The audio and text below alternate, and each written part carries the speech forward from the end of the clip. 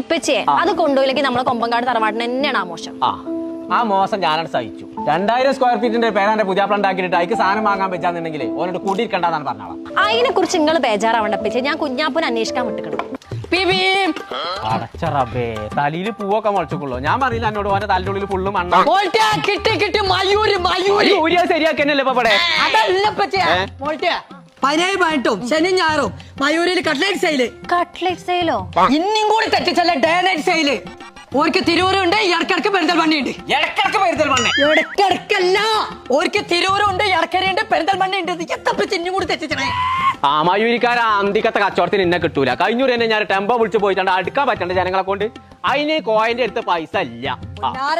അത് EMI കിട്ടും. EMI സുലൈഖാമായിക്കും കിട്ടിയിട്ടാ കാര്യം ഞമ്മക്ക് കിട്ടണേ. ഒന്ന് പറഞ്ഞോർക്കാ ഇപ്പച്ചേ അടവിനെ കിട്ടുന്നാ പറയണത്. അന്റെ ഒരടവും ഇന്റെ അടുത്ത് കിടക്കാം.